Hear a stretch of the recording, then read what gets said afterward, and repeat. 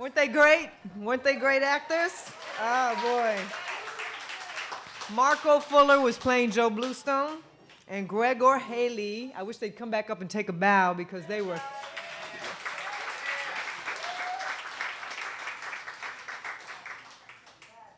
There he is, Joe Bluestone!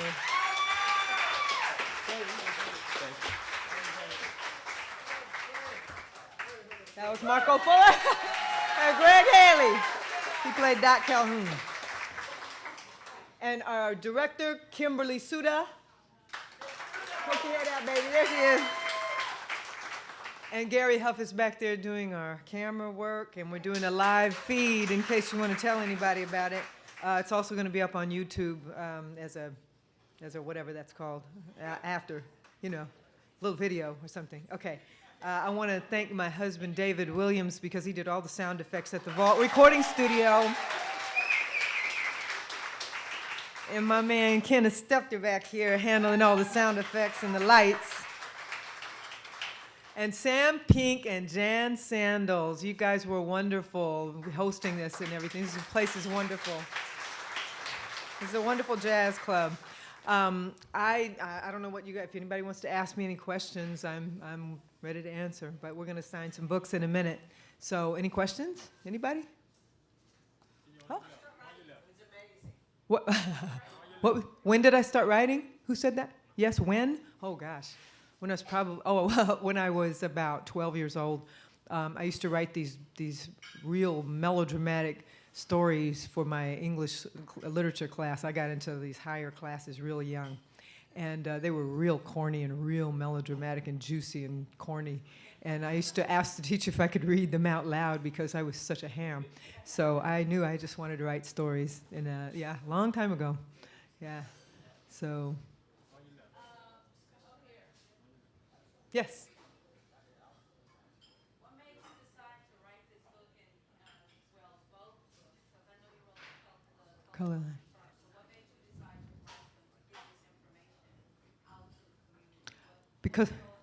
Because my two favorite subjects always were English literature, and history. And so I like particularly relatively recent history, because just from like the turn of, from 1900s, the whole 1900s into the 2000 there's so much that happened in this country, and cultural history fascinates me as well as regular book history. And so I just wanted to mix up the cultural history, tell you what was going on in the way of, in telling a story about families and people as they live through history, because that's the way you learn it better, I think, than just reading some passages and some statistics. Because the color line, really, I wrote that because I kept finding statistics about a lot of lynchings and things like that. And I wanted to write about the Harlem Renaissance, and I wanted to write about World War I, and I found ways to tell it in a story form instead of just stats. Because when you talk about, there were 300 statistics in 1 year, 300 lynchings in a year. It's not a face. It's not you tell the story of one person, and then you understand it. It's much clearer, and you feel it more. A number is just a cold thing. Yes. Writer, my very first real. I'm glad you asked me that. My very first real big influence as a writer was Sugar Ray Robinson. He's a boxer. I don't know if you remember him. He was a boxer back in the 40s, and my family was a big boxing. They followed boxing, and so I loved boxing when I was a little kid. And I used to save up my money, and when I would go wash cars and do things. We were poor, so we didn't have an allowance. And I would save up all my money and go buy Ring magazine every month when I was a kid, because I wanted. And I realized it wasn't so much the sport of boxing, but it was the stories that they told. Because Nat Flesher was the publisher of that magazine, and every new magazine, he had a long story about some old-timer boxer, and he would tell you all the stories about him. So I was just always hooked on stories, really. And I read Sugar Ray Robinson's book when I was in school, and I read it about 3 times, and it was just, I was so amazed by his life. He told the story of his life in Harlem, and he had his own barbershop, and how many times he won the championship, and what it felt like to be in the ring. And I was just So I said, I can do that, I can do that. And so he was actually my first. Then I loved Shakespeare. Then I loved Richard Wright. I loved Richard Wright. And then after that, I discovered John Steinbeck and read Grapes of Wrath. And I knew I had to write. I wanted to write. So those were my influences. So, Yes. as a parent of two daughters, we're told, you love them both equally. Uh-huh. As a writer with the twins, did you have a special affinity with one over the other, or how did the characters actually work on you, your relationship with them? The first book was just sort of evolved out of research. I started to write about one thing and it evolved into something else the more I learned about the era I was writing about. This book I've been trying to write for years and years because I came from a family of jazz people. My father was a jazz drummer. My mother was kind of a beatnik, kind of she liked classical music and jazz, but she was definitely one of those beatnik-looking type ladies, and I dedicated the book to them. I don't have one of the books in front of me, but it says something, I think, to the drummer and his lady, two sleepy people who lived and loved in a city of glass. Because Two Sleepy People was their song when they were dating. Hoagie Carmichael wrote that song. And then City of Glass was my father's favorite crazy avant-garde jazz album by Stan Kenton, and it's crazy. If you've ever listened to it, it's crazy. Only he would like that. So anyway, so that was my dedication to my parents. So that one was memories of bebop people and zoot suit wearing guys and the slang and all the slang I grew up hearing, and I really wanted to write about that, and that was very personal. And then all the musicians I've ever worked with, they're all in there, some kind of way. So that was a very personal book for me, this one, Bluestone Rondo. Yes?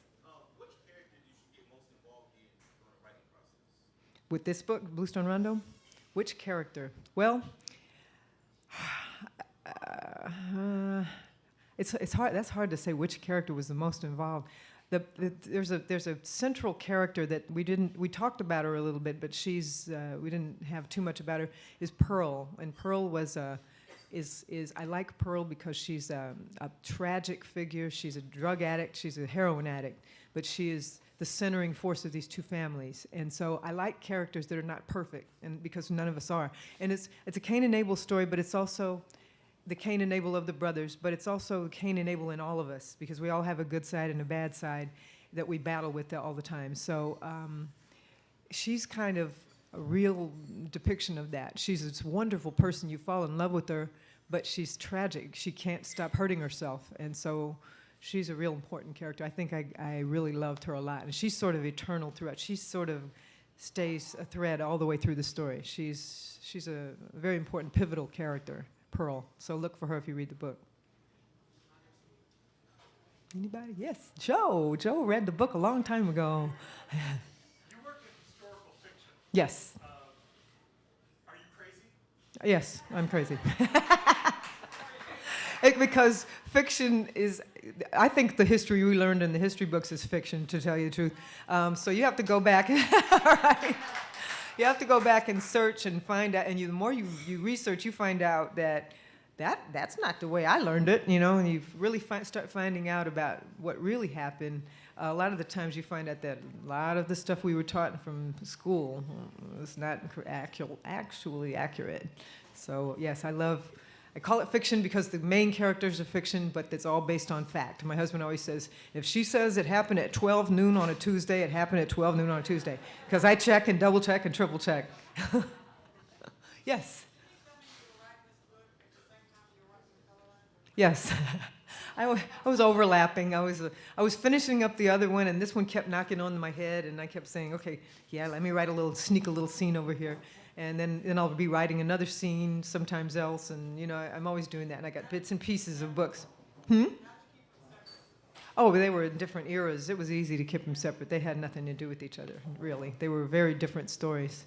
But yes. You're talking about, a lot of your books are fiction, but some of it is real? It's based on history. I create fictional characters, and I put them into historical times. It's like if you tried to tell a story today and you said, okay, I'm going to write a story that happened in New York City about these two people falling in love in New York City in during 9/11 time. How are you gonna? You can't tell that story without saying 9/11. It's in September. You're there. You are in New York. You've got to mention it because that's the big thing that was happening. Well, in the Color Line, it was set in Harlem during the at the end of the First World War, going into the Harlem Renaissance. Well, you got Marcus Garvey doing stump speeches on the corner of Lenox Avenue, and you've got W.E.B. Du Bois on the corner publishing his newspaper, and you have the Harlem soldiers coming back from World War I, the Harlem Hellfighters, who are the soldiers that I write about. And you have all of this great treasure trove of history to go into and find all this good stuff you can tell. So you weave the truth, the history, in with the story of your fictional character. So that's what fictional, a novel of fiction, historical fiction, it sounds like two opposite terms, but it can work. And I like to put the real history in, and so you really feel like you're in their world and you're living during their times. So, anything else? Anybody else? No? No? I want to ask you another question. Sure. What about the brothers in your new book? The brothers in the new book, yes. Right. They're completely fictional, or? They're completely fictional, but they are based on pretty much the two races. They're based on, they represent our problem with color and race, and not only that, but there are divisions of religion, and there are all kinds of divisions, and we just insist on dividing and dividing and dividing from each other. We've got class divisions, religious, political divisions. Ugh. Don't let me start on that. And so we really are all the same. We really all want the same thing. We want our children to be happy. We want happiness. We want to do well.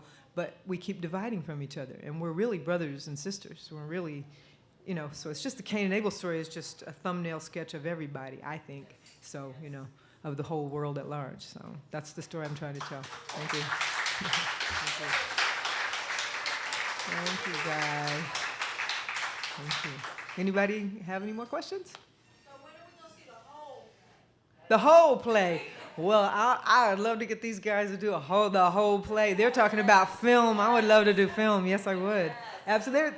There he is. Yeah, that guy. Yes. Yeah, my wife wanted to know, what did you consider the biggest challenge in writing the book? The biggest challenge? Boy, getting this show done.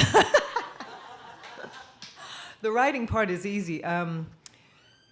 Really, I love research. It's not like I guess it's a challenge, but it's a fun, I enjoy that. It's not like okay, for me, the hardest part of writing in general is I write in scenes. So I think visually. So I think I'm very much a movie person. I love cinematography, and I'm always seeing scenes. So I write scenes, separate, divided up scenes. Then the hard part is at the end when I have all the scenes and I know I've got the whole story there, and then I have to do all that connection writing to connect up all the scenes. That's the biggest challenge, now that you mention it, yes. Yeah. Is that Iman over there? Is that Iman over there? Hey, baby. Any other questions, anybody? Yes. So what's your next project? Are you working on it? Oh, I have another one that's out for ebook that if you go in there where the books are, we have download cards for. This one's an ebook only, but that one's done also. That was kind of a fun one I did a little while back, and so that one's an ebook. So that's done. The next one is actually, I've been in the works with that one for a while, and I've just got to get back to it. The next book that's going to be released is the book on Jack the Rapper, who was a big guy in the music industry. And that one's been done since he died. He got to read it before he passed away, and he was ready for it to go. But then when he died, his family, it went all into probate. They started arguing over it, and they had half the ownership of the book, so I couldn't release it. So now the kids are all finished fighting, and so now we're going to release that one, so that'll come out. But that's been written for a while.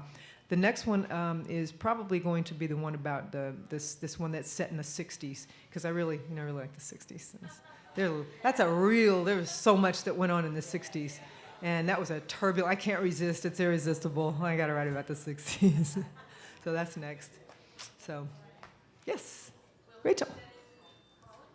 I beg your pardon? That one is actually, I have already started on that one, and I have that one set in the South, actually. I think that one begins in Louisiana. I like to move around, so it's probably Louisiana, Mississippi area, or something like that, I think.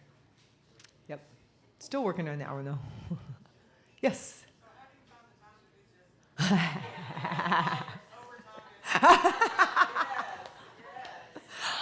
Oh man, just on the weekends, like especially when I lived in New York, I got so much done because I wouldn't speak to a human being between Friday afternoon and the Monday morning. I would go home, I was writing all day, all night, all day. I was writing, and then Monday I would get back into the city for my job, and I'd realize I haven't talked to a human being since Friday afternoon, and so and my husband, when he came out there and we hooked up and started to decide we wanted to get married, he started showing me around New York, and I said, I didn't know this was here. I didn't know this was here. And he said, what have you been doing out here? You've been here 8 years. I said, I've been in there typing.